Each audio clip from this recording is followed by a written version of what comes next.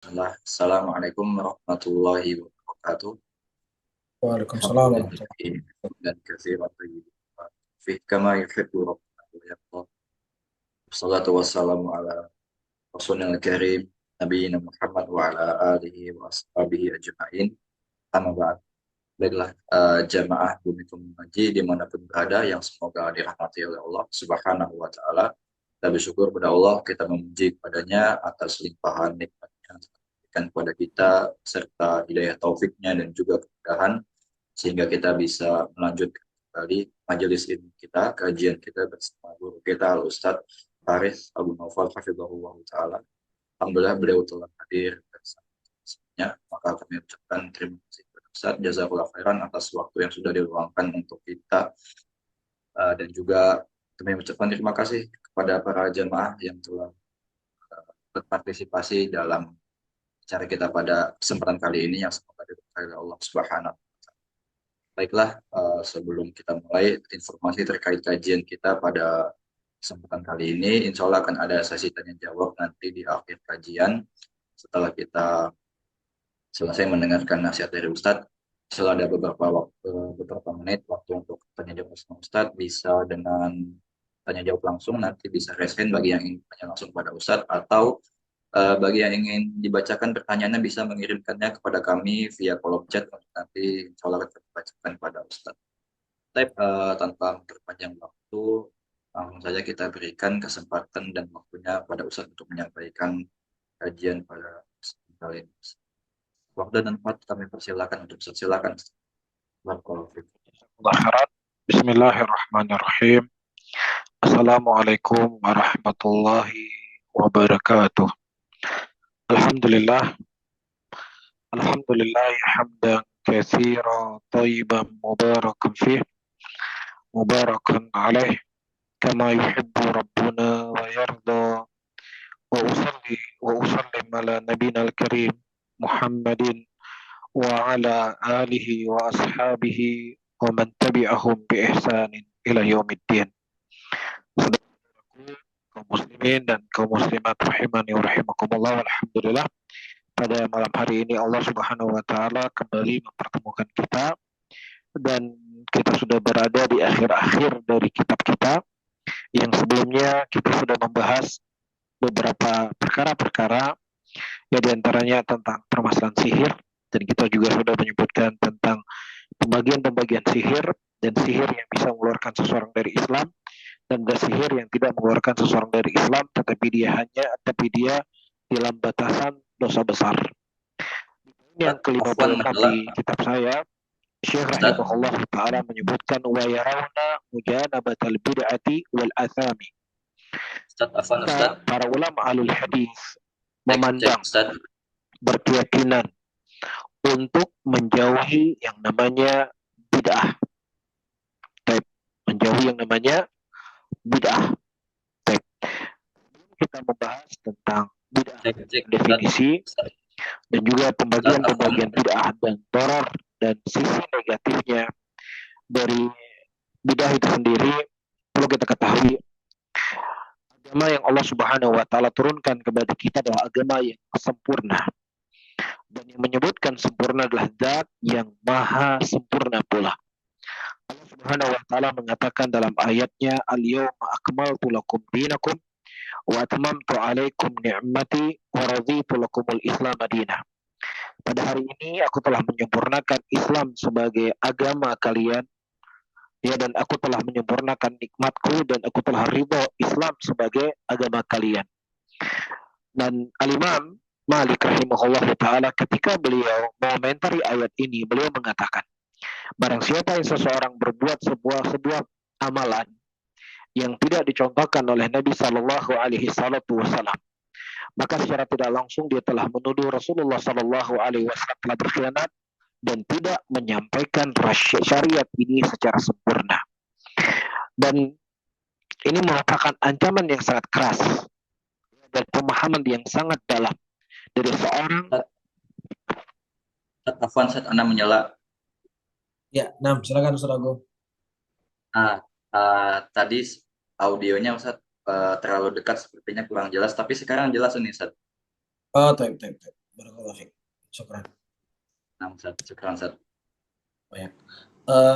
Saya ulangi kembali ucapan Al-Imam Malik rahimahullahu taala, ya, ketika beliau menafsirkan firman Allah, "Al-yawma akmaltu lakum dinakum wa atamamtu alaikum ni'mati wa raditu lakumul Islam madina." Barang siapa yang seseorang berbuat sebuah amalan yang tidak dicontohkan oleh Nabi Shallallahu alaihi wasallam, maka secara tidak langsung dia telah menuduh Nabi Shallallahu alaihi wasallam tidak membawa syariat ini dengan sempurna.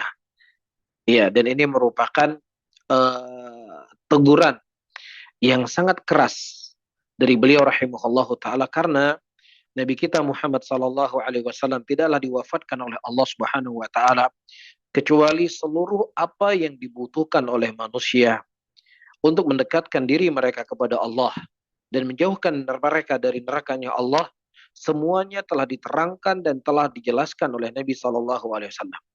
Ya, bahkan sebagaimana ternukilkan dari Salman Al-Farisi radhiyallahu taala anhu, ketika beliau ditanya, "Apakah Nabi kalian juga mengajarkan kepada kalian bagaimana cara membuang hajat?" Kemudian Salman Al-Farisi mengatakan, "Iya, Nabi kami mengajarkan kami bagaimana cara hadap buang hajat. Agar seseorang tidak menghadap kiblat, tidak menggunakan dengan tangan kanannya, dan seterusnya dari hadis Nabi Shallallahu Alaihi Wasallam. Bahkan arah kemana Rasulullah Shallallahu Alaihi Wasallam membuang hajatnya itu ternukilkan kepada kita. Sebagaimana hadis yang datang dari Abdullah bin Umar radhiyallahu taala anhu yang dikeluarkan dalam Kitabus Sahih, kata beliau, "Satu hari aku menaiki rumah Hafsah radhiyallahu taala anhu dan aku mendapatkan Nabi sallallahu alaihi wasallam buang hajat. Pada waktu itu beliau membelakangi dari kiblat dalam keadaan di dalam ruangan." Ya, hal yang detail seperti ini ternukilkan kepada kita, maka sesuatu perkara yang sangat mustahil, sesuatu yang tidak logis. Ya, Nabi Shallallahu Alaihi Wasallam tidak mengajarkan kepada kita sesuatu yang lebih agung dari itu. Ya, perkara tauhid, perkara ibadah, perkara mengagungkan Allah Subhanahu Wa Taala. Maka tentunya beliau telah menjelaskan dan menerangkan kita dengan sejelas-jelasnya. Terlebih Allah Subhanahu Wa Taala telah menyebutkan sekian banyak ayat dalam Al-Quran. Di antaranya Allah mengatakan, "Ittabi'u ma unzila ilaikum min rabbikum wa la tattabi'u min duni awliya qalilan ma tadhakkarun."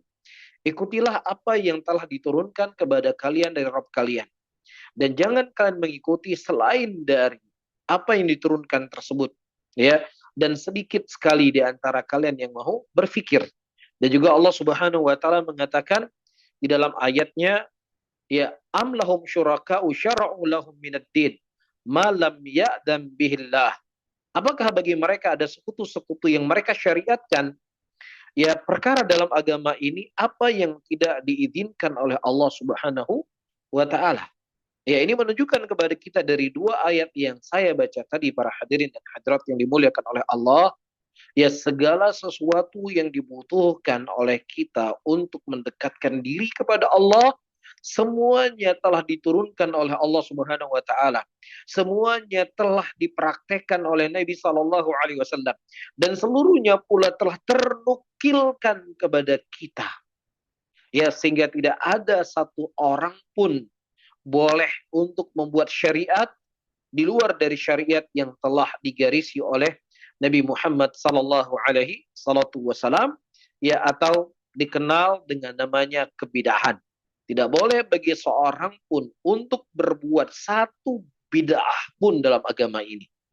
Ya, karena perkara bid'ah sesuatu perkara yang itu terlarang dalam agama. Jadi ketika kita mempelajari bid'ah, para hadirin, dan membahas tentang perkara bid'ah, seseorang tidak boleh antipati. Seseorang tidak boleh mencap sinis. Ya, apalagi benci, apalagi tidak suka. Ya, sadar ataukah tidak sadar, seseorang yang mereka benci tentang pembahasan bid'ah, ya, maka secara tidak langsung dia telah membenci sesuatu yang telah dilarang oleh Nabi Sallallahu Alaihi Wasallam. Kalau seandainya ada satu hadis saja dari Nabi kita tidak percaya, ya, dan kita sulit, berat untuk menerima daripada larangan tersebut, sudah dicap kita sebagai orang yang jelek. Nah, apalagi larangan-larangan tentang bid'ah dari Nabi Shallallahu Alaihi Wasallam itu bukan hanya satu hadis, Ya, bahkan Rasulullah Shallallahu Alaihi Wasallam menjadikan itu sebagai khutbatul hajahnya beliau. Ya, beliau mengatakan di dalam khutbahnya beliau, wa khairul hadi hadi Muhammadin sallallahu alaihi wasallam wa syarrul umuri muhdatsatuha fa inna kulla muhdatsatin bid'ah wa kulla bid'atin dhalalah wa kulla dhalalatin finnar. Ya, Rasulullah sallallahu alaihi wasallam mengatakan sebaik-baik petunjuk adalah petunjukku dan sejelek-jelek perkara adalah perkara-perkara yang baru. Iya, dan setiap perkara yang bid'ah adalah sesat dan setiap yang sesat itu tempatnya dalam neraka. Bahkan pernah suatu hari Nabi Shallallahu Alaihi Wasallam menyampaikan khutbah di hadapan para sahabatnya, menyampaikan nasihat kepada para sahabatnya, dan kemudian para sahabat merasakan sesuatu yang beda dalam hati mereka. Ya, sampai-sampai berlinang air mata mereka. Ketika berlinang air mata mereka, mereka berkata kepada Rasulullah, ya Rasulullah, seakan-akan ini merupakan nasihat perpisahan. Iya, berikan kepada kami wasiat ya Rasulullah. Apa wasiat yang Rasulullah Sallallahu Alaihi Wasallam sampaikan kepada sahabatnya? Dan wallahi, watallahi, tidak ada satupun manusia yang paling mencintai kita melebihi daripada cintanya Nabi Muhammad Sallallahu Alaihi Wasallam. Sehingga seorang mukmin memandang perintahnya Nabi itu sama seperti larangannya Rasulullah Sallallahu Alaihi Wasallam. Ketika kita mengagungkan perintah Rasulullah dengan kita menjaga sholat, kita mengagungkan perintah Nabi dengan kita menjaga puasa, begitu juga kita mengagungkan larangan Rasulullah Sallallahu Alaihi Wasallam dengan kita menjauhi lari dari larangan tersebut. Iya, karena perintah dari Nabi, larangan Rasulullah Sallallahu Alaihi Wasallam itu semua adalah kebaikan untuk kita semuanya. Itu untuk kebaikan dunia dan akhirat kita. Karena Allah dan Rasulnya tidaklah mendatangkan kepada kita sebuah perintah, tidak melarang kita sebuah larangan, kecuali itu kembali kebaikannya adalah untuk kita sendiri. Iya, Rasulullah Sallallahu Alaihi Wasallam menyampaikan di hadapan para sahabatnya, usikum bitaqwallahi azza wa jalla wa sam'i wa ta'ah wa in ta'ammara alaikum abdun habashiyun fa innahu man ya'ish minkum fasayara ikhtilafan katsira فعليكم بسنتي وسنة الخلفاء الراشدين المهديين تمسكوا عليها بالنواجذ وإياكم ومحدثة الأمور فإن كل محدثة بدعة وكل بدعة ضلالة. Rasulullah Shallallahu Alaihi Wasallam menyebutkan perkara-perkara yang penting di momen yang sangat penting dalam kondisi yang sangat penting. Rasulullah Shallallahu Alaihi Wasallam mengatakan, aku wasiatkan kepada kalian semuanya untuk bertakwa kepada Allah Subhanahu Wa Taala dan mendengar dan taat walaupun yang memimpin kalian seorang budak daripada budak Habasyi. Dan kemudian Rasulullah Shallallahu Alaihi Wasallam menyebutkan akan banyak sekali perselisihan yang terjadi setelah meninggalnya aku. Kemudian solusi yang diberikan oleh Rasulullah Shallallahu Alaihi Wasallam, hendaknya kalian berpegang teguh di atas sunnahku dan berpegang teguh di atas sunnah ya para khulafa ar-rasyidin. Dan Nabi Shallallahu Alaihi Wasallam tidak hanya berarti untuk kita mengikuti sunnah beliau dan mengingatkan kita untuk mengikuti sunnahnya para khulafa ar-rasyidin, tetapi Nabi Shallallahu Alaihi Wasallam juga mengingatkan kita untuk menjauhi yang namanya bid'ah. Ya, karena yang namanya sunnah tidak akan bisa tercampur dengan bid'ah. Jalan menuju surga tidak akan bisa dijalani dengan bid'ah itu sendiri. Jelas para hadirin? Jadi orang yang mereka mengaku cinta kepada Nabi, ya, mengaku cinta kepada Rasul, maka dia harus menjalankan sunnah Nabi dan juga menjauhi daripada bid'ah-bid'ah, amalan-amalan yang tidak pernah dicontohkan oleh Nabi Sallallahu Alaihi Wasallam. Ada satu kisah di kota Madinah, ketika datang seseorang menjumpai seorang syekh di hari-hari Maulid Nabi, dan kemudian dikatakan, kok tidak ada syiar-syiar yang menampakkan cintanya kita kepada Nabi Sallallahu Alaihi Wasallam di kota Madinah ini. Tidak seperti di negeri-negeri yang lain. Tidak seperti di negeri-negeri muslimin yang lain. Di Yaman, di Mesir, di Irak, di Palestina, atau di negeri-negeri yang lainnya. Berbeda sendiri. Kemudian kata Syekh, justru mereka tidak melakukan perayaan tersebut sebagai bentuk cinta mereka kepada Nabi Muhammad SAW. Kenapa? Karena Rasulullah tidak pernah mengajarkannya, tidak pernah mencontohkannya. Begitu juga para khulafa ar-rasyidin, begitu juga para ulama-ulama yang ada di kota Mekah. Imam Syafi'i, Imam Malik, begitu juga ulama-ulama yang lainnya, Imam Ahmad rahimahullahu ta'ala. Sehingga bentuk wujud cinta mereka kepada Rasulullah SAW adalah menjauhi dari larangannya beliau. Dan di antara bentuk larangan beliau adalah perbuatan-perbuatan baru yang tidak pernah dicontohkan oleh Nabi Sallallahu Alaihi Wasallam. Tapi para hadirin dan hadirat, ya di sana ada hadis-hadis yang lain, ya yang datang dari Nabi kita Muhammad Sallallahu Alaihi Wasallam dan juga ternukilkan dari sebagian sahabat Rasulullah Sallallahu Alaihi Wasallam akan bahaya dari bidah itu sendiri. Dan kita cukupkan dengan dua hadis yang saya sebutkan tadi agar pengajian kita tidak terlalu panjang. Kemudian yang kedua, kita ingin tahu apa sebenarnya bid'ah. Bid'ah itu secara bahasa adalah sesuatu yang tidak ada contoh sebelumnya. Itu namanya bid'ah secara bahasa. Ya, makanya Allah Subhanahu wa taala mensifati dirinya badi'us samawati wal ard. Allah itu badi'. Badi' itu maksudnya Allah Subhanahu wa taala menciptakan langit dan Allah Subhanahu wa taala menciptakan bumi yang mana tidak ada contoh sebelumnya dari penciptaan Allah Subhanahu wa taala tersebut. Maka disebut dengan badi'us samawati wal ard.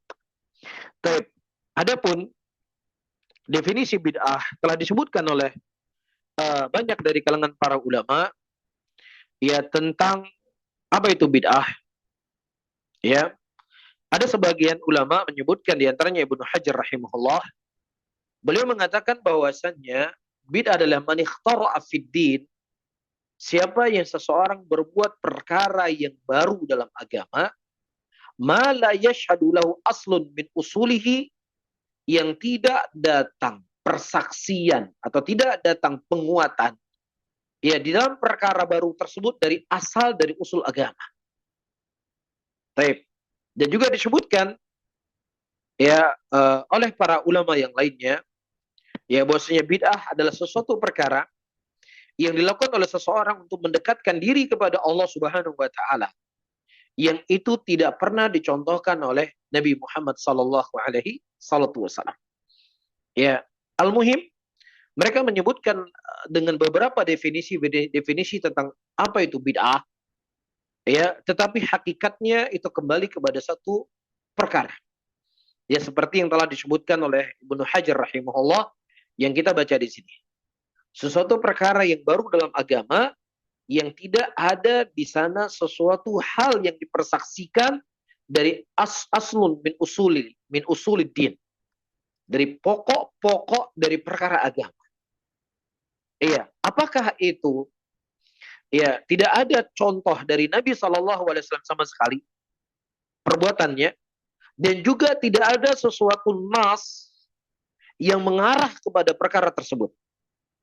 Nah, ada perkara-perkara yang tidak ada di zaman Nabi SAW. Namun para hadirin dan hadirat yang dimuliakan oleh Allah, perkara-perkara tersebut dibangun di atas asal agama. Ya, saya sebutkan contoh. Ya, di zaman Nabi Muhammad SAW, mereka azan subuh hanya satu kali, atau azan Jumat hanya satu kali saja. Itu yang terjadi di zaman Nabi SAW dan juga di zaman Abu Bakar Siddiq dan juga di zaman Umar bin Khattab baru terjadi azan subuh dua kali di zamannya Utsman bin Affan radhiyallahu taala anhu. Nah, apakah kita mengatakan bahwasanya Utsman bin Affan berbuat bid'ah? Apakah kita mengatakan bahwasanya Utsman bin Affan ahlul bid'ah karena beliau mengumandangkan azan Jumat dua kali yang tidak pernah dilakukan oleh Nabi SAW? Nah, kita katakan ya Adzan 2 kali betul tidak pernah dilakukan oleh Nabi Shallallahu Alaihi Wasallam di zaman beliau. Tidak juga di zaman Abu Bakar dan juga tidak azan di zaman Umar bin Khattab radhiyallahu taala anhu warḍahum. Baik. Tetapi di sana ada asal min usuluddin. Ada pondasi-pondasi agama yang dibangun amalan tersebut yang itu kembali asalnya kepada sunnah Nabi Muhammad Sallallahu Alaihi Wasallam. Di antara asal dalam sunnah adalah qiyas. Qiyas adalah sesuatu hal yang dibolehkan, yang dibenarkan dalam agama. Ya, bahkan dia menjadi dalil ya di dalam pengambilan hukum.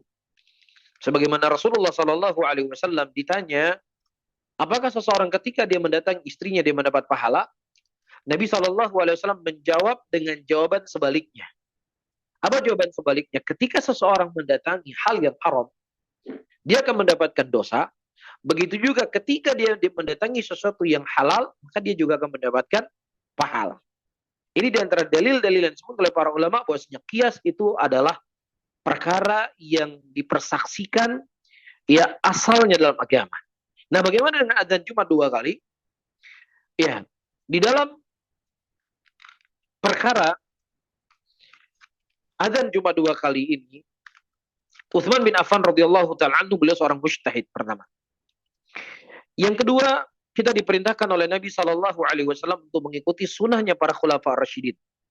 Sebagaimana hadis yang saya sebutkan tadi, dan Utsman bin Affan salah seorang dari khulafa rasyidinnya Nabi Muhammad Shallallahu Alaihi Wasallam.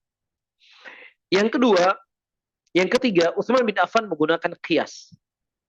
Apa qiyasnya? Dalam qiyas itu ada 4 syarat yang harus terpenuhi.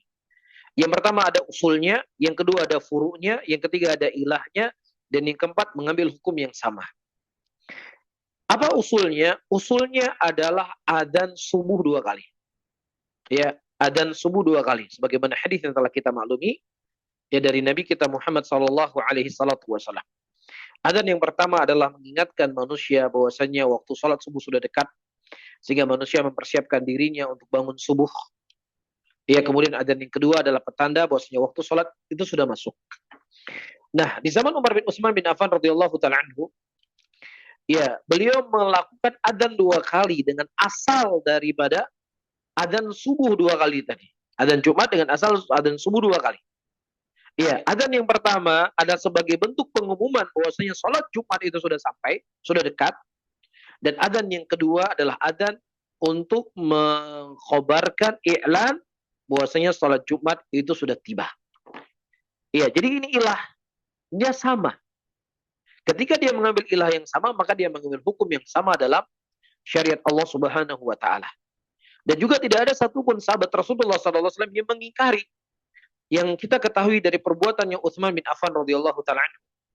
Dari contoh yang saya sebutkan ini, para hadirin dan hadirat yang dimuliakan oleh Allah, maka kita bisa mengambil sebuah kesimpulan bahwasanya bid'ah sesuatu perkara ibadah yang dilakukan seseorang untuk mendekatkan diri kepada Allah yang tidak pernah dicontohkan oleh Nabi Shallallahu Alaihi Wasallam dan juga tidak ada asal ya syariat yang membolehkan perkara tersebut. Tapi kalau seandainya ada perkara syariat yang membolehkan perkara tersebut dari usuluddin, tentunya dengan ijtihadnya para ulama, ya dengan kaidah-kaidah yang disepakati oleh para ulama, maka para hadirin dan hadirat yang dimuliakan oleh Allah, sepengetahuan yang saya ketahui, ya, bahwasanya para ulama tidak mengingkari apa yang dilakukan oleh Utsman bin Affan radhiyallahu taala anhu ketika beliau mengumandangkan adzan Jumat 2 kali dalam keadaan itu tidak pernah ada di zaman Nabi Muhammad sallallahu alaihi wasallam. Begitu juga contoh yang selanjutnya, di zaman Nabi sallallahu alaihi wasallam beliau salat tarawih hanya 11 rakaat. Tetapi di zamannya Utsman bin Affan, di zamannya Umar bin Khattab, beliau melakukan salat tarawih lebih daripada 11 rakaat. Apakah kita katakan bahwasanya salat tarawih lebih dari 11 rakaat itu dikatakan bid'ah? Kita tidak mengatakan bid'ah, tetapi itu adalah pemahaman para sahabat Nabi Muhammad sallallahu alaihi wasallam ya di dalam memahami perbuatan Nabi. Itulah bagian daripada agama yang kita diperintahkan untuk mengikutinya sebagaimana hadis yang saya sebutkan tadi. Jelas ya? Kemudian yang kedua, para hadirin dan hadirat, atau sebelum saya menyebutkan poin yang selanjutnya, kaidah yang saya sebutkan di sini ya untuk seseorang, saya dan kita semuanya untuk berhati-hati, jangan ya dengan pengetahuan ilmu kita yang sangat minim, ya sesuatu yang tidak pernah kita dengar, sesuatu yang kita tidak melihat komunitas kita atau ustadz kita melakukannya, kemudian dengan serampangan kita menghukumi itu sebagai bid'ah. Ya, setidaknya kita sebagai seorang thalibul ilm, ya ada pendapat dari pendapat para ulama yang kita nukilkan, ya di dalam memahami masalah-masalah penting dalam perkara agama ini. Kemudian yang kedua, para ulama ketika mereka menyebutkan bid'ah, mereka mengatakan ada bid'ah yang sifatnya mufassiqah, ada bid'ah yang sifatnya al-mukaffirah. Apa itu bid'ah mufassiqah? Bid'ah mufassiqah adalah bid'ah yang tidak mengeluarkan seseorang dari Islam. Ya, tetapi perbuatan itulah perbuatan yang diharamkan dalam agama. Perbuatan yang tidak dibolehkan dalam agama. Tetapi itu tidak mengeluarkan seseorang dari Islam. Ya, seperti pengingkaran sebagian para sahabat terhadap orang-orang yang berzikir berjamaah, atau fatwa sebagian para ulama tentang maulid Nabi atau yang semisalnya. Ya, nah selama dia tidak punya keyakinan-keyakinan yang mengeluarkan dia dari Islam, maka perbuatan-perbuatan tersebut tidaklah ya dikatakan bid'ah mukaffirah, tapi disebut sebagai bid'ah al-mufassiqah. Tapi kalau seandainya seseorang berkeyakinan bahwasanya Nabi Shallallahu Alaihi Wasallam pada hari kelahirannya beliau hadir di majelis kita, ya, dan kemudian kita menyembelih hewan-hewan di hari kelahiran Nabi Shallallahu Alaihi Wasallam dengan atas nama Nabi, dan kita tumpahkan darah untuk Rasulullah Shallallahu Alaihi Wasallam, ya, atau mereka membaca syair-syair yang syair itu memuji Nabi Shallallahu Alaihi Wasallam sampai pujian kepada tingkat ar-rububiyah, ya, meyakini bahwa Nabi memiliki mengetahui perkara gaib, dan di tangan beliau lah segala kunci-kunci, ya, segala bentuk manfaat dan segala bentuk mudarat yang ada di muka bumi ini. Maka inilah hal-hal yang bisa mengeluarkan seseorang dari Islam. Tetapi ketika seseorang memperingati perkara-perkara tersebut, ya sebagai wujud syukurnya mereka, ya, dan kemudian menyebutkan sirah Nabi Muhammad Sallallahu Alaihi Wasallam, maka tentunya ini tidak sampai kepada tingkat mengeluarkan seseorang itu dari Islam. Namun di sana ada bid'ah yang sifatnya mukaffirah. Bid'ah mukaffirah adalah bid'ah yang itu bisa mengeluarkan seseorang dari Islam. Seperti bid'ahnya Jahmiyah, seperti bid'ahnya Al-Batiniyah, seperti bid'ahnya liberalisme, ya, pemikiran yang menganggap semua agama sama dan yang semisalnya. Maka tentunya seseorang ketika dia bersikap keras kepada orang-orang yang mereka melakukan bid'ah yang sifatnya bid'ah al-mufassiqah, ya, maka seharusnya dia harus punya sikap yang lebih tegas kepada orang-orang yang mereka melakukan bid'ah yang sifatnya bid'ah al-mukaffirah. Apa itu bid'ah mukaffirah? Seperti yang saya sebutkan tadi. Iya, liberalisme. Ya, seseorang bebas untuk berbicara tentang agama semaunya dia. Bebas mengekspresikan agama seenak perutnya. Bebas untuk menggambarkan lambang-lambang agama ya sesuai dengan hati nuraninya. Ya, ini hal-hal yang bisa mengeluarkan seseorang dari Islam. Ya, mengolok-olok agama. Kalau liberal itu ujung-ujungnya adalah mengolok-olok agama. Ya, prank yang paling dahsyat, yang paling parah atau yang semisal dengannya di muka bumi ini, kata mereka, adalah pranknya Ibrahim alaihissalam ketika akan menyembelih anaknya. Ketika dia mau menyembelih anaknya, dia di prank, ternyata nggak jadi disembelih. Naudzubillah. Agama jadi olok-olokan, kemudian yang ngelawak ini, ya, kemudian ditertawakan oleh orang-orang yang di sekitarnya. Ketawa bersama-sama. Naudzubillah. Ya, ini bid'ah adalah yang bisa mengeluarkan seseorang dari Islam. Bid'ah mukafirah. Ya, kalaupun kita nggak anggap itu bid'ah lah, tapi ini adalah perbuatan-perbuatan kufur. Ya, maka seorang muslim ketika dia menjaga agamanya, dia menjauhi yang bid'ah yang sifatnya mufassiqah, maka tentunya bid'ah mukafirah dia harus lebih dia jauhi. Ketika dia benci, tidak mau bermujalasah, dengan tidak mau duduk-duduk, ia bercengkerama, ketawa ketiwi dengan pelaku bid'ah al-mufassiqah, maka seharusnya dia juga harus punya sikap bara'ah, bahkan lebih dari orang-orang yang mereka berbuat dengan bid'ah yang sifatnya bid'ah al-mukafirah tadi.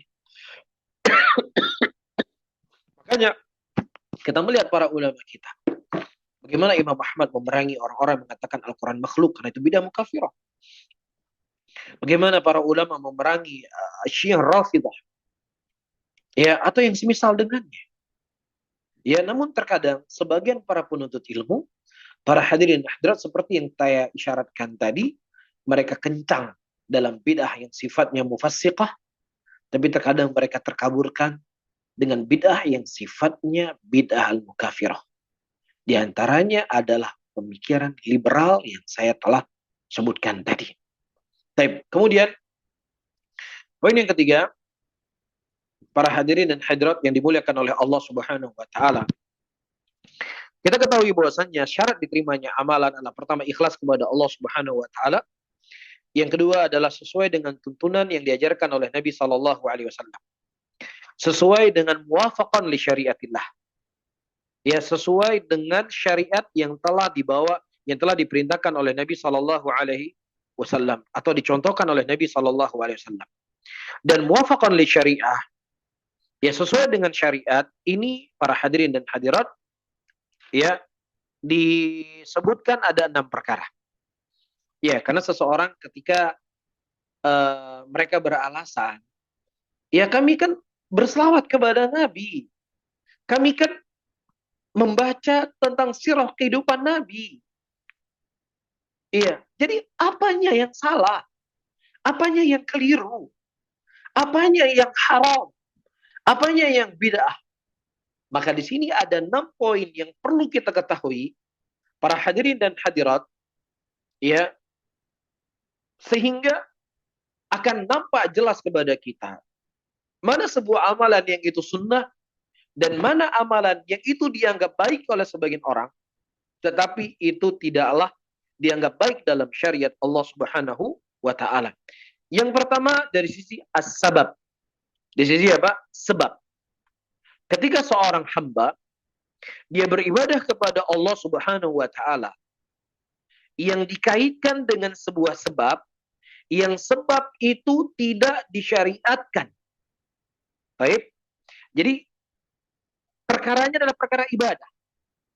Tapi sebab dia melakukan ibadah tersebut tidak disyariatkan di dalam agama. Maka ibadah yang seperti ini ya tertolak, tidak diterima. Sebagaimana kata Rasulullah sallallahu alaihi wasallam dalam hadisnya, man ahdatsa fi amrina hadza ma laysa alai amruna fawaradun. Barang siapa yang seseorang beramal, berbuat sebuah amalan baru yang tidak ada contohnya dari kami, maka amalan tersebut tertolak. Apa contohnya? Dengan contoh yatadihul maqal. Dengan contoh akan jelas apa yang ingin saya sampaikan pada poin yang pertama tadi, yaitu as-sebab. Seorang laki-laki dia beribadah kepada Allah Subhanahu wa taala. Dia sholat malam, dia baca Quran, dia berzikir, ya di malam 27 bulan Rajab. Di malam 27 bulan Rajab.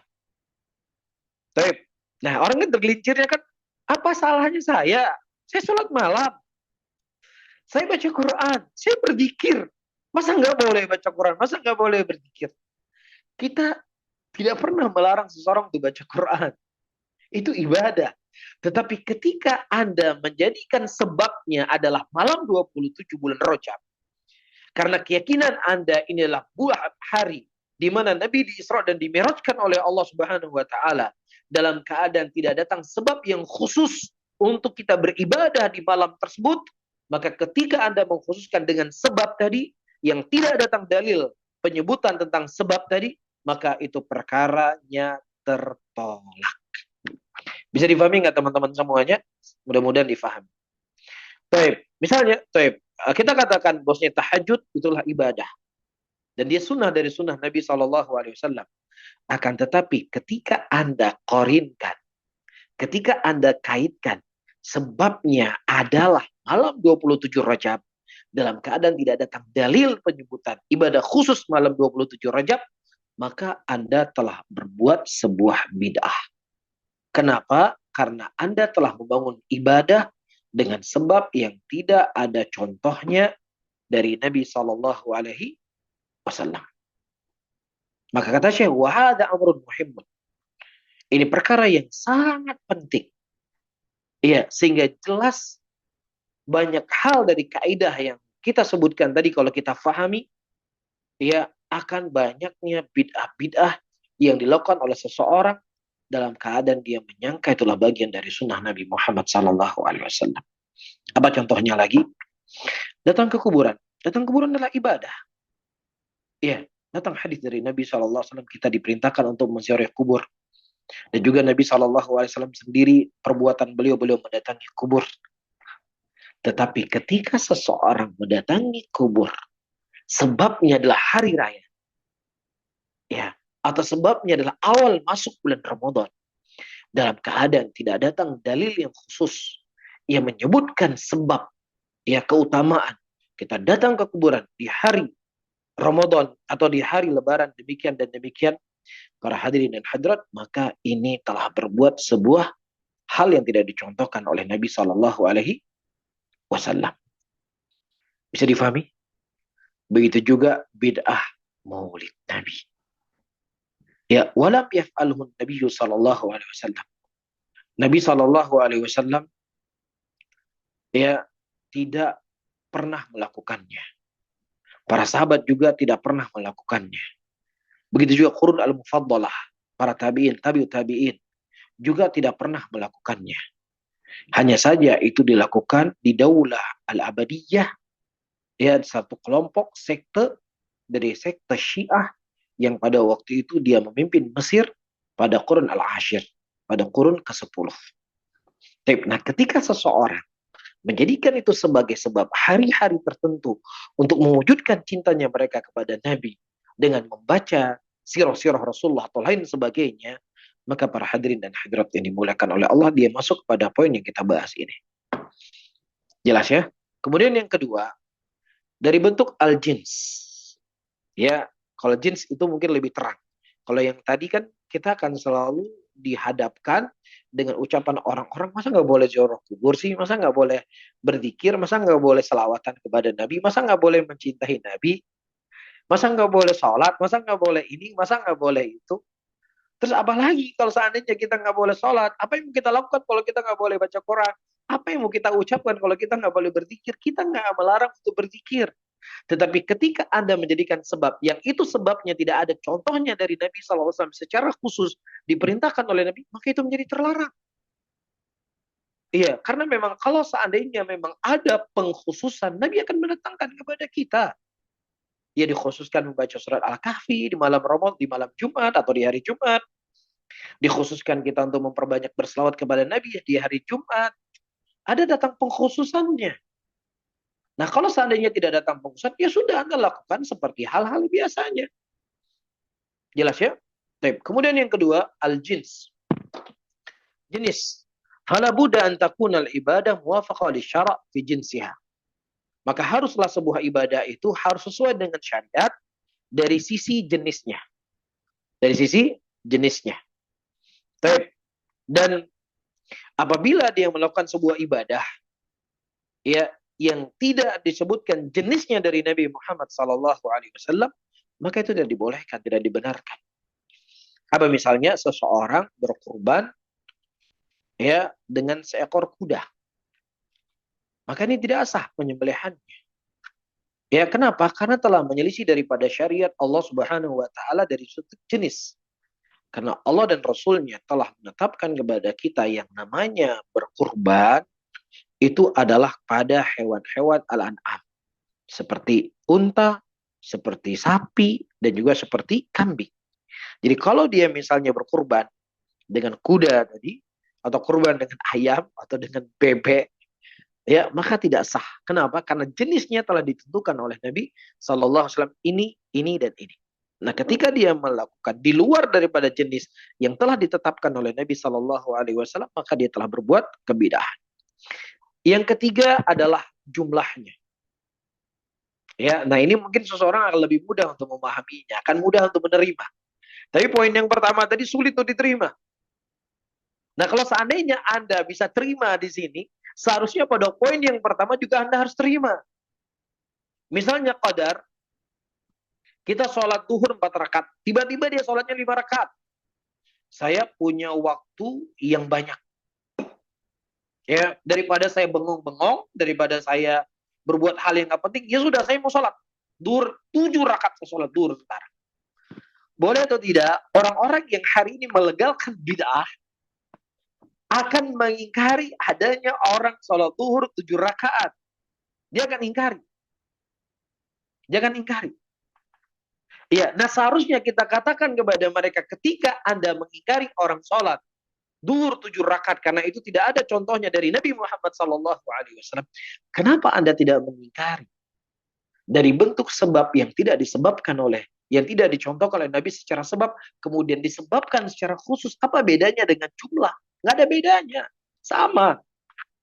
Ya, karena kita diperintahkan untuk mengikuti Nabi SAW dari sisi sebabnya, dari sisi jumlahnya, dari sisi apa? Jenisnya. Bisa difahami ya? Jadi walaupun jumlah sholat duhurnya sudah 8 rakaat, tidak bisa kita memandang, oh ini baik kok 8 rakaat daripada sholatnya 4 rakaat, ya lebih baik 8 rakaat. Nggak bisa. Karena kadarnya, jumlahnya itu telah digariskan oleh Nabi SAW. Kemudian yang keempat, para hadirin, al-kaifiyah. Bagaimananya? Ya, misalnya seseorang, dia berwudu, yang mana wudunya itu dia mulai dengan mencuci kaki dulu. Kemudian setelahnya dia membasuh rambutnya. Kemudian dia mencuci kedua tangannya. Kemudian dia mencuci wajahnya.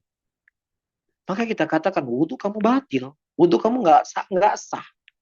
Kenapa? Karena wudu kaifiyahnya, caranya telah dicontohkan oleh Nabi SAW dari urutan ini, dan ini. Jadi ketika Anda membuat kaifiyah tertentu yang itu berbeda dengan apa yang dicontohkan oleh Nabi SAW, maka itu tertolak namanya. Begitu juga sisi zaman. Ya, sisi zaman para hadirin. Seseorang menyembelih di hari raya Kurban tanggal 1 Dzulhijjah dia sembelih. Nggak sah. Atau dia menyembelih pada tanggal 17. Ya, daripada tanggal 1, tanggal 2, tanggal 11, tanggal 12, tanggal 13, 10, 11, 12, 13, banyak orang menyembelih, ya kambing di mana-mana, takut dagingnya mubazir. Ya sudah, saya tanggal 17 saya mau menyembelih. Boleh atau tidak? Nggak boleh. Ya, karena waktunya, zamannya itu telah digariskan oleh Nabi Sallallahu Alaihi Wasallam. Begitu juga tempat.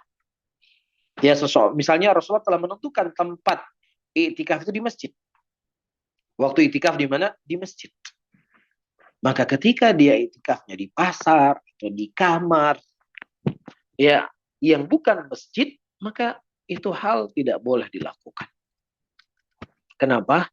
Karena tempatnya itu telah digariskan, dicontohkan oleh Nabi Muhammad SAW. Jadi saya ulangi kembali, ada 6 poin perkara ibadah itu dianggap adalah sesuai dengan syariat. Yang pertama, sebabnya. Yang kedua, jenisnya. Yang ketiga, kadarnya, jumlahnya. Yang keempat, bagaimananya, kaifiahnya. Yang kelima, zamannya. Yang keenam adalah tempatnya.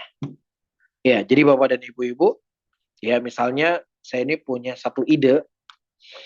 Ya, dan ide saya ini cukup cemerlang, mudah-mudahan. Dan tidak ada tujuan kecuali baik. Ya, ini kalau di Indonesia menunggu haji itu sampai puluhan tahun.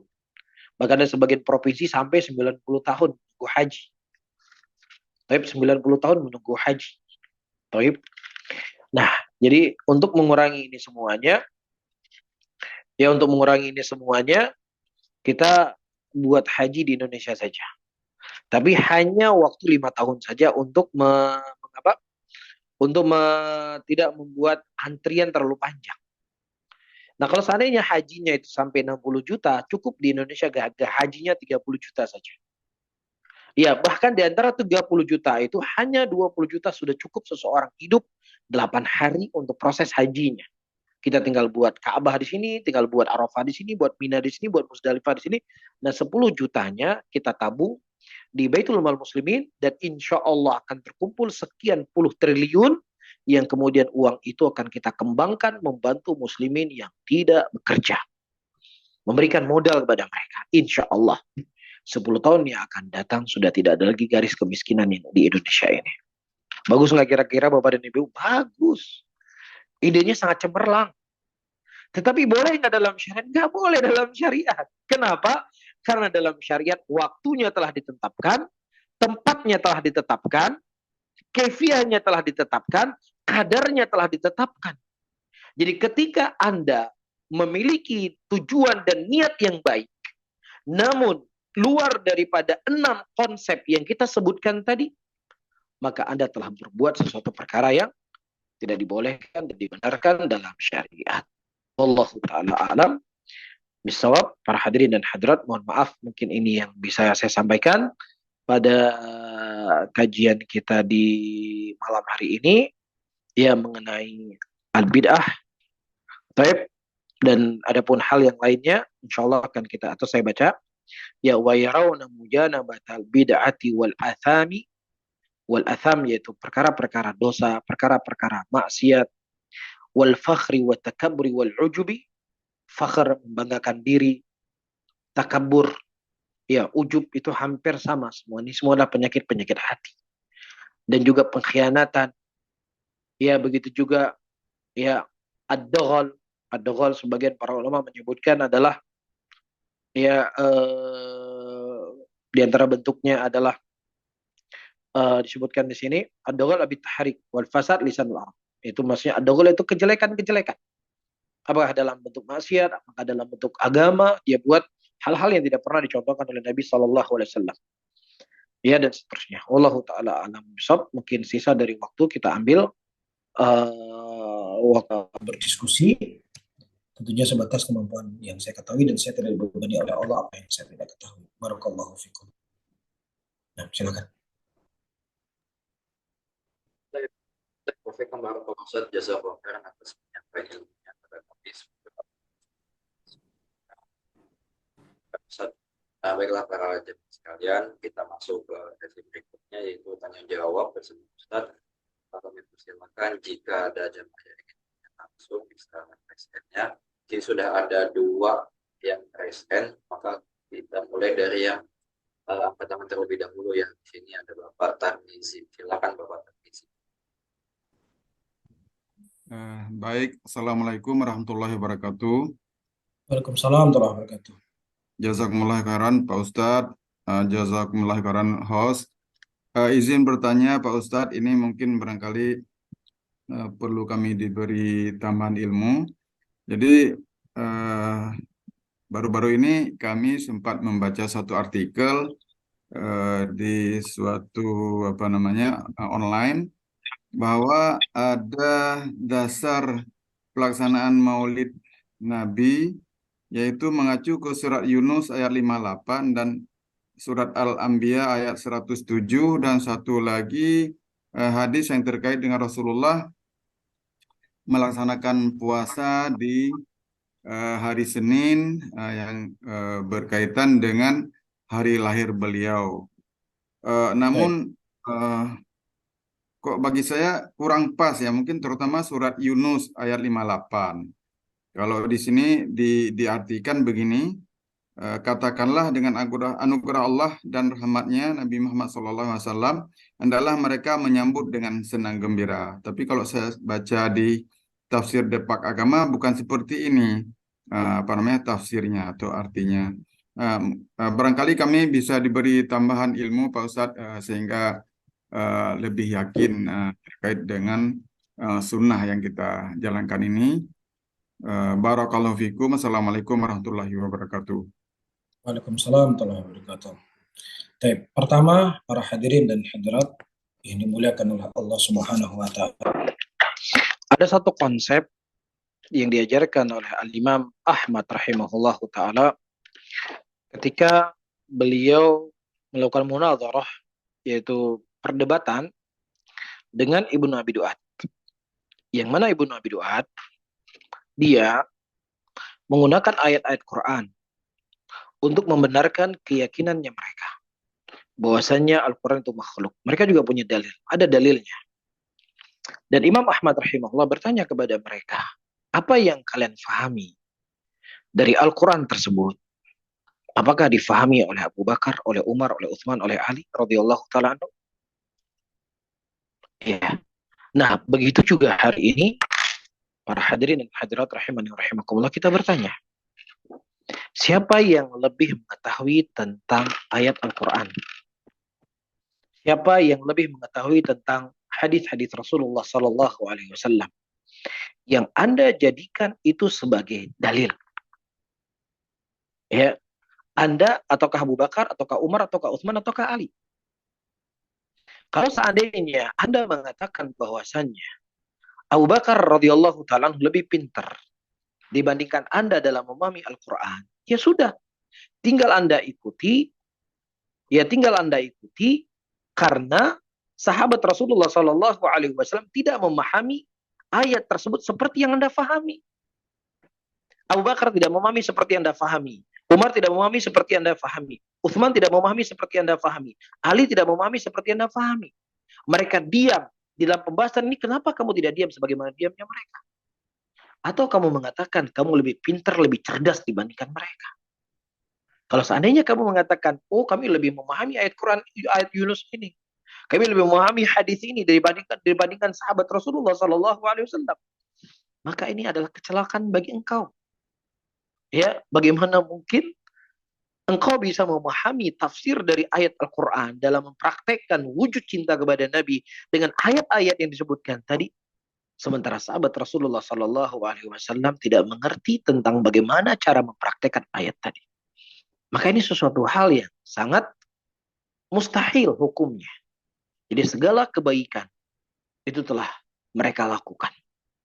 Kemudian kalau dianggap puasanya Rasulullah Shallallahu Alaihi Wasallam berpuasa hari kelahirannya beliau, ini sebenarnya ada isyarat dari Nabi untuk membantah orang-orang ketika datang atau hari lahirnya Rasulullah Shallallahu Alaihi Wasallam, para hadirin dan hadirat yang dimuliakan oleh Allah justru makan-makan.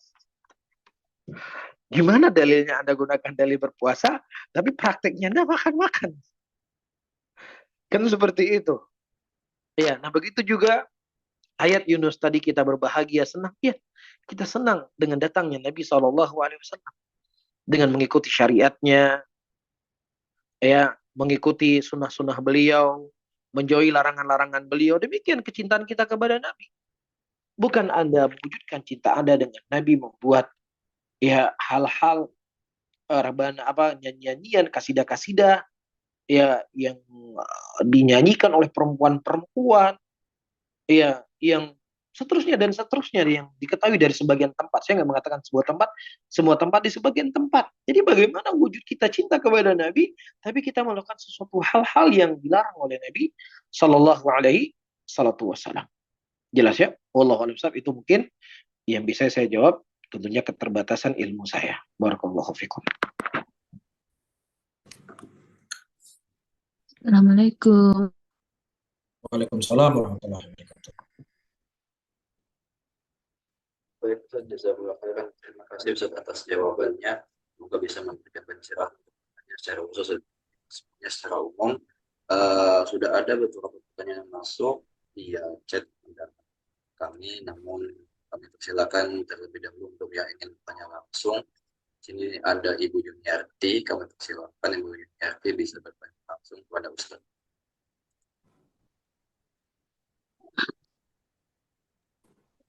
Assalamualaikum. Waalaikumsalam warahmatullahi wabarakatuh. Nah, silakan Ibu.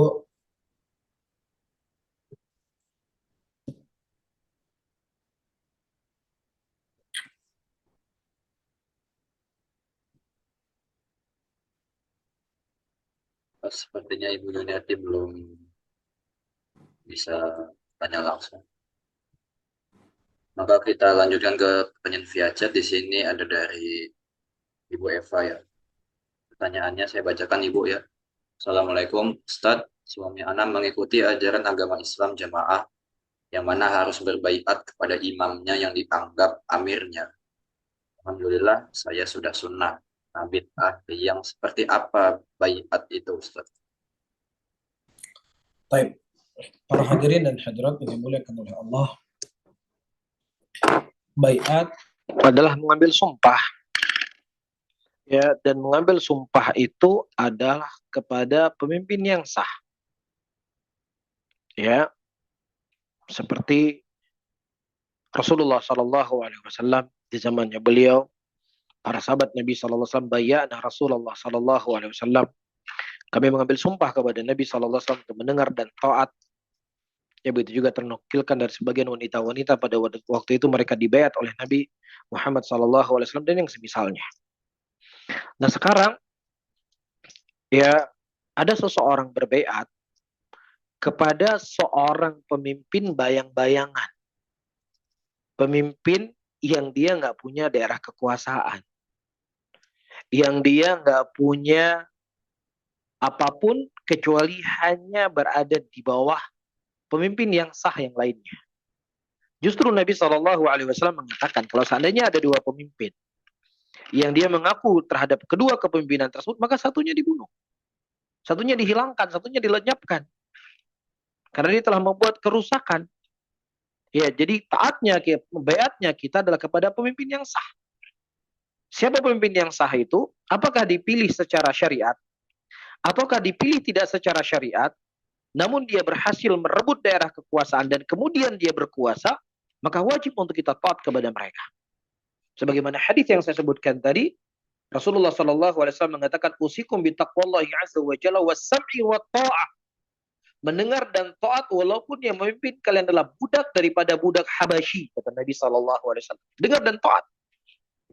Ya, nah apalagi kalau seandainya pemimpin itu dipilih dengan cara yang syar'i dan kemudian dia kemudian dia berada di puncak ya kedudukannya sebagai seorang pemimpin, lebih lagi untuk kita taat. Ya, hal yang bentuknya tidak syar'i saja namun dia sudah berkuasa menjadi seorang pemimpin, maka wajib untuk kita taat. Jelas ya? Jadi kalau kita sekarang tinggal di negara Indonesia, ya pemimpin yang kita taati adalah presidennya kita, pemerintahannya kita. Walaupun dengan segala kekurangan-kekurangan yang ada pada diri mereka, tetapi mereka pemimpin yang sah di negeri ini. Jelas ya?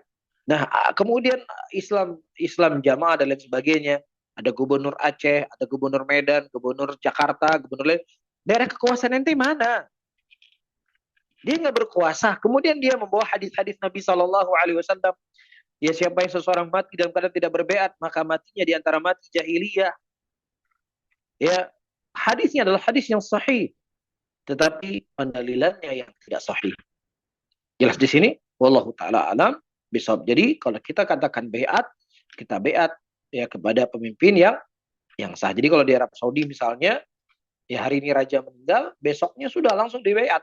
Ya perwakilannya nggak seluruh masyarakat. Ya misalnya imam masjid diwakili oleh Syekh Sudes.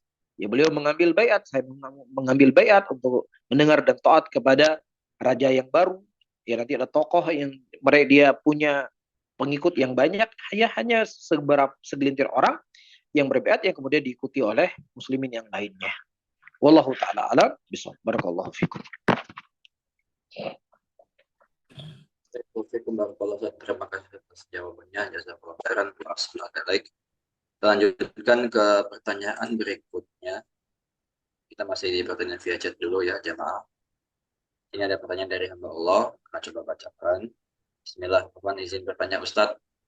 Yang pertama pertanyaannya, bagaimana jika instansi tempat kita bekerja melaksanakan perayaan Maulid dan seluruh pegawai wajib hadir? Jika tidak, maka mempengaruhi penilaian kinerja pegawai. Bagaimana hukumnya kita menghadiri acara tersebut? Ini satu dulu, Ustaz. Baik. Para hadirin dan hadirat yang dimuliakan oleh Allah. Tentunya ada pengorbanan-pengorbanan yang harus kita korbankan dalam agama kita ini. Ya, terkadang kita harus mengorbankan harta kita, terkadang kita harus mengorbankan perasaan kita, terkadang kita harus mengorbankan kedudukan kita, terkadang kita harus mengorbankan harta dan nyawa kita sekalipun. Ya, dan itulah bagian daripada agama. Itulah bentuk konsekuensi peribadatan seseorang kepada Allah. Ketika kita mengetahui bahwasanya perkara itulah perkara yang tidak dibolehkan dan perkara yang tidak dibenarkan dalam agama ini, yang kemudian ada bentuk penilaian-penilaian yang akan mengurangi dari sisi dunia kita, maka sebagai seorang muslim dia lebih memilih ya untuk menjaga agamanya daripada hanya mendapatkan segelintir daripada penilaian manusia yang itu terkadang ya tidak bisa memberikan kebaikan untuk dunianya, bahkan ya apalagi untuk kebaikan akhiratnya. Maka disinilah kita harus berkorban. Bagaimana para sahabat Rasulullah SAW mengorbankan harta mereka, mengorbankan nyawa mereka. Ya, Hamdalah radhiyallahu taala anha, radhiyallahu taala anhu, di malam pengantin tiba-tiba Rasulullah mengumumkan jihad. Dalam keadaan terburu-buru, beliau berangkat untuk berjihad, tidak sempat mandi wajib ya untuk menyambut seruan Nabi Muhammad sallallahu alaihi wasallam. Dan kita tidak harus sampai titik ini. Ya paling cuma dicomohin orang, disinisin orang, atau mungkin gajinya dipotong, atau mungkin pangkatnya nggak naik-naik. Tapi itulah pengorbanan yang harus kita korbankan untuk agama Allah. Inna salati wa nusuki wa mahyaya wa mamati lillahi rabbil alamin. Sesungguhnya salatku, hidupku, matiku hanya kepada Allah Subhanahu wa taala. Wallahu a'lam bishawab.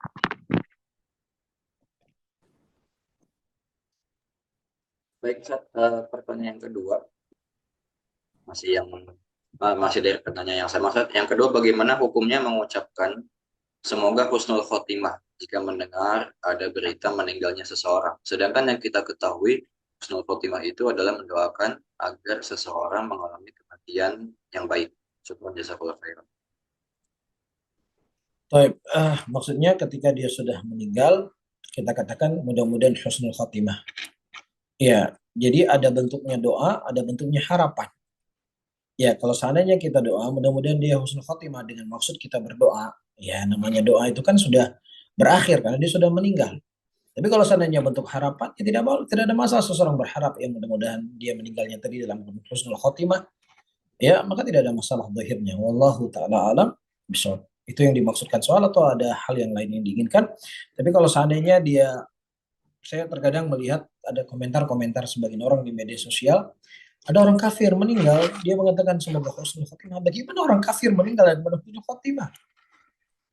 Ya, dia kafir kepada Allah, kafir kepada Rasul, kafir kepada Al-Quran, kafir kepada Islam. Bagaimana keadaan husnul khotimah? Maka ini naudzubillah, ini pemikiran-pemikiran liberal yang tanpa terasa dia rasuki dan dimasuki sedikit demi sedikit di tengah-tengah umat Islam. Nasallallahu salamata wal afiyah. Wallahu a'lam bishawab. Baik, Ustaz, jazakallahu khairan. Barakallahu fiik wa ahsanallahu ilaik. Terima kasih atas jawabannya. Kita beralih lagi kepada penanya yang ingin bertanya langsung. Ya, Resen di sini kita berikan lagi kesempatan. Bu Yuniarti, silakan Ibu. Ya, Pak Ustadz. Assalamualaikum warahmatullahi wabarakatuh, Pak Ustadz.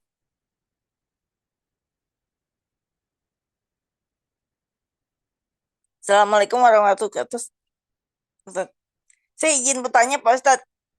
Kalau acara-acara yang mengandung perkara bid'ah itu contohnya apa aja sih, Pak Ustadz? Jadi kalau pertanyaannya. Taib barakallahu fiik. Taib, tentunya contohnya itu sangat banyak sekali para hadirin dan hadirat. Cuman dengan kita mengetahui kaidah, ya maka insya Allah ya kita akan lebih mudah untuk memahami permasalahan tersebut. Ya tentunya dengan membaca fatwa-fatwa yang telah difatwakan oleh para ulama kita. Jelas ya, jadi dengan kaidah sesuatu perkara yang tidak ada contohnya dari Nabi kita Muhammad SAW dengan hal-hal yang telah saya sampaikan tadi, dan juga tidak sesuai dengan muwafaqatus syariah, dengan sebabnya, dengan kadarnya, dengan kaifiahnya, dengan jenisnya, dengan zamannya, dengan tempatnya, ya maka setidaknya ini kita sebagai seorang thalibul ilm, ya bukan ingin berijtihad masalah-masalah besar, karena kita seorang thalib tidak punya kemampuan untuk berijtihad, tapi setidaknya kita sudah memahami secara kaidah umum, oh begini, para ulama kita menghukumi sebuah itu bid'ah ataukah tidak bid'ah. Jadi kalau ditanya apa saja perkara bid'ah, itu sangat banyak sekali. Ya, sangat banyak sekali. Setiap daerah akan punya acara-acara yang itu adalah hal yang tidak pernah dicontohkan oleh Nabi. Tetapi yang paling terpenting kita mengetahui kaidahnya, dengan kaidah itulah kita bisa memahami banyak masail, tentunya dibarengi dengan fatwa-fatwa dari para ulama. Wallahu a'lam bishawab. Itu acara-acaranya boleh didatangi nggak, Pak Ustadz, kalau ada acara-acara seperti itu, jadi Pak? Nah, tidak boleh didatangi. Ketika kita mengetahui adalah perkara-perkara yang terlarang dalam agama, kita nggak boleh mendatanginya. Idza ra'aital ladzina yakhuduna fi ayatina fa'arid anhum Apabila engkau melihat orang-orang mengolok-olok dari ayat-ayat Allah, maka hendaknya engkau berpaling dari mereka. Apakah itu bentuknya dosa, apakah itu bentuknya maksiat, atau bentuknya hal-hal yang dimasukkan dalam perkara agama yang itu bukan bagian dari agama Allah. Dan itulah konsekuensi kita sebagai hamba Allah untuk tunduk dan patuh dengan syariat Allah Subhanahu wa taala. Wallahu a'lam. Ya, jazakallah Ustaz atas jawabannya. Assalamualaikum warahmatullahi wabarakatuh. Waalaikumsalam warahmatullahi wabarakatuh. Waalaikumsalam warahmatullahi wabarakatuh. Jazakallah khairan Ustaz atas jawabannya. Wa assalamualaikum. Kita lanjutkan ke penanya berikutnya. Ada Umi Firly yang sudah angkat tangan. Silakan Umi Firly bisa bertanya langsung pada Ustaz.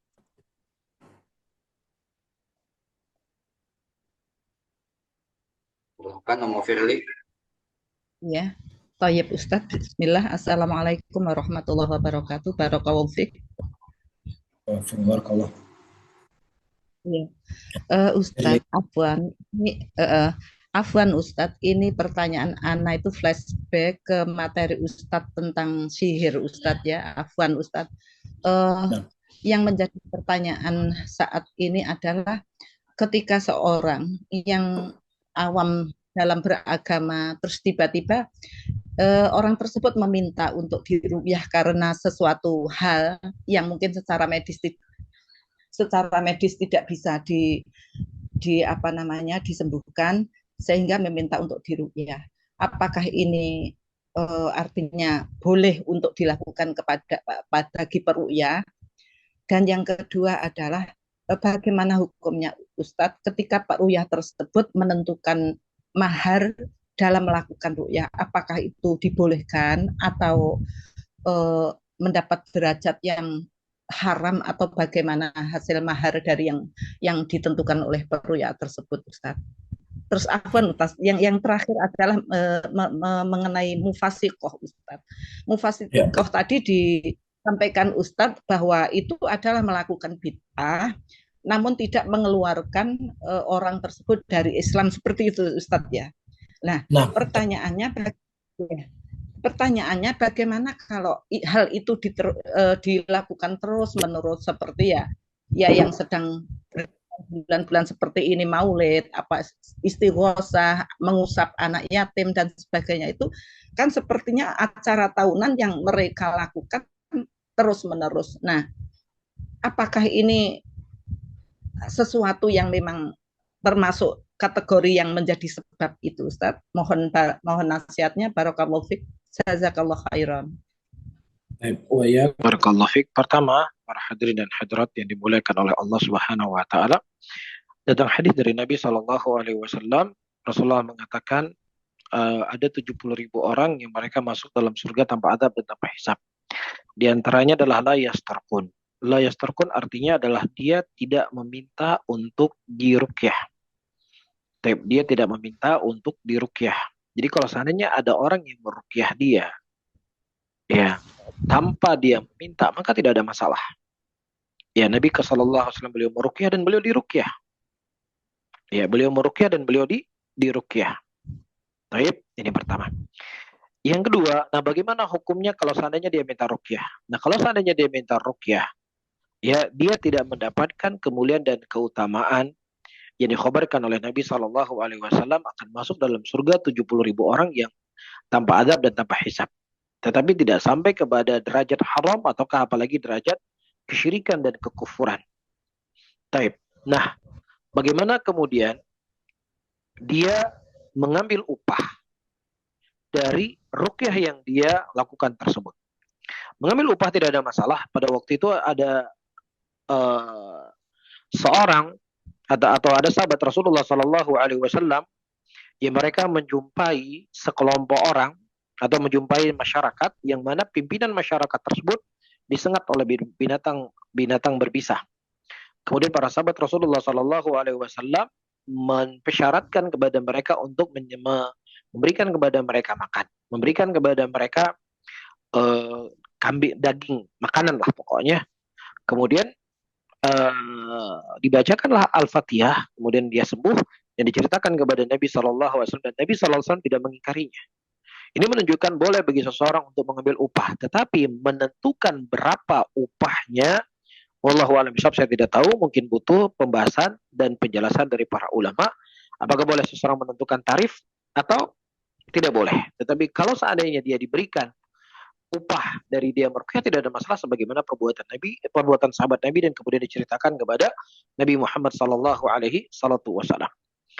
Kemudian yang ketiga, la ilaha illallah, apa soal ketiga tadi lupa saya. Tentang mufasikoh, Ustaz. Mufasikoh. Iya. Nah, bid'ah mufassiqah, walaupun dilakukan secara terus-menerus, ya seperti ibaratnya seseorang dia terus-menerus mabuk, dia tetap mengharami, tetap meyakini mabuk itu haram. Ya, atau orang terus-menerus dia berzina, dia meyakini bahwasanya berzina itu haram, tapi dia membuat perbuatan itu. Apakah orang tersebut dikafirkan? Tidak dikafirkan, dia tetap disebut dengan mufassiqah. Nah, begitu juga orang-orang yang mereka berbuat bid'ah yang sifatnya itu mufassiqah, tidak sampai kepada derajat mukafirah, maka tetap hukumnya dia fasik, tidak dikeluarkan dari Islam. Kapan dia dikeluarkan dari Islam? Sampai dia melakukan perbuatan-perbuatan yang itu bisa menggugurkan keislamannya, ya seperti bid'ah Jahmiyah, bid'ahnya Syiah Rafidhah, atau bid'ah liberalisme yang menganggap semua agama sama, kemudian mengolok-olok agama atau yang semisalnya. Allah SWT. Oh, jadi Afwan Ustaz, jadi peruqyah itu untuk menentukan harga, untuk menentukan mahar ketika dia mau meruqyah itu, ini belum ada, artinya ada dalil yang khusus seperti itu ya. Perlu pembahasan lanjut seperti itu, Ustaz. Ya, mungkin kita butuh membaca fatwa para ulama tentang masalah ini. Wallahu a'lam bishawab. Oh ya, barakallahu fiik, jazakallahu khairan Ustaz. Ya, barakallahu fiik.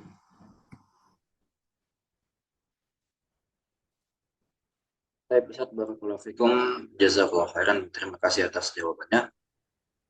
Masih ada pertanyaan, Ustaz, via chat. Bisa kita lanjutkan, Ustaz? Nah, silakan. Anda bacakan sini pertanyaan dari Ummu Zalfa. Bismillah, assalamualaikum. Ustaz, izin bertanya, saudara dan saudari Ana, mereka ustadz dan ustadzah yang melakukan bid'ah. Ana ingin mereka mendapatkan hidayah seperti Ana, namun tidak mampu berdakwah secara lisan karena mereka adalah sosok tokoh yang disegani di kelompoknya. Ana cuma bisa nge-share tulisan-tulisan, flyer-flyer dari broadcast kajian sunnah. Itu pun yang Ana share cuma yang berkaitan akhlak dan tauhid. Niat Ana agar mereka tertarik dulu dengan akhlaknya ahlu sunnah, belum meruncing ke tulisan-tulisan yang mengarah kepada perkara bid'ah. Salahkah langkah Ana, Ustaz? Syukran, Ustaz. Baik, para hadirin dan hadirat rahimakumullah. Pertama, kemungkaran itu harus kita cegah. Man ra'a minkum munkara fayughayyiru bi yadihi, fa lam yastati' fa bi lisanihi, fa lam yastati' fa bi qalbihi, wa dzalika adhaful iman. Ya, sebagaimana yang maklum dari Nabi kita Muhammad sallallahu alaihi wasallam. Ini asalnya demikian. Barang siapa yang seseorang melihat sebuah kemungkaran, dia cegah dengan tangannya, kalau tidak mampu dia cegah dengan lisannya, tidak mampu dia benci dalam hati, dan itu selama-lamanya iman. Baik, ini pertama. Namun di dalam mencegah sebuah kemungkaran ada kaidah tidak memunculkan kemungkaran yang lebih besar. Kalau seandainya kita khawatir akan memunculkan kemungkaran lebih besar dan terjadi perdebatan, yang kemudian dengan perdebatan tersebut semakin jauh kita dari dia, semakin tidak ada celah untuk kita masuk, ya mungkin kita hindari sesaat. Tetapi bukan berarti kita akan terus diam. Kita harus mencari momen-momen yang kapan itu memang dibutuhkan, kapan itu kita bisa masuk, kapan kita bisa menasihati saudara kita. Tapi kalau seandainya misalnya, wah pokoknya begini-begini, terus menerus, ya kita khawatirkan, ya kita meninggal, ataukah dia meninggal, dia tidak mendapatkan kebaikan dari apa yang telah kita ketahui dari sunnah Nabi Shallallahu Alaihi Wasallam tersebut. Jelas di sini, ya selain kita men-share kajian, men-share ceramah-ceramah, ya tapi kita juga dengan perbuatan.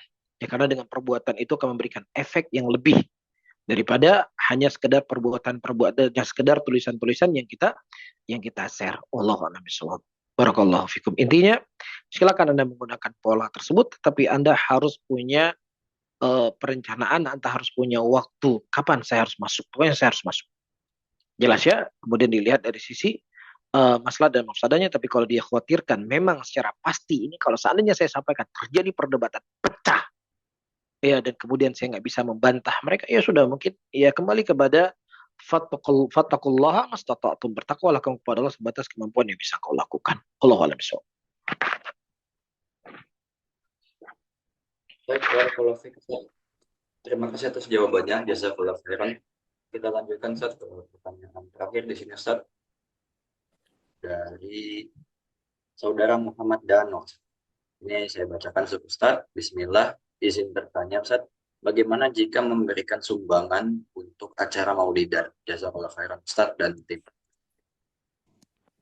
Nah, wallahu a'lam bishawab para hadirin. Hadirat, kalau seandainya memang kita meyakini itu perbuatan yang tidak disunahkan di dalam agama kita, hal yang tidak dibolehkan dalam agama kita, maka kita tidak ikut terlibat dan tidak saling membantu dalam perkara-perkara tersebut.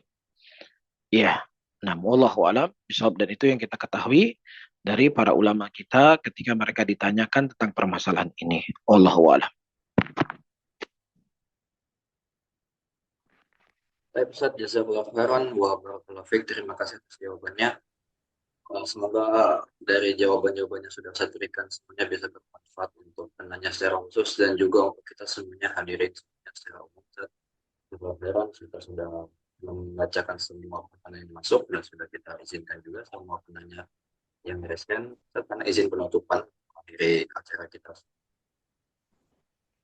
Baik, para jemaah, alhamdulillah kita sudah menyimak apa yang disampaikan Ustaz, dan juga kita sudah mendengarkan jawaban-jawaban dari pertanyaan masuk dari Ustaz.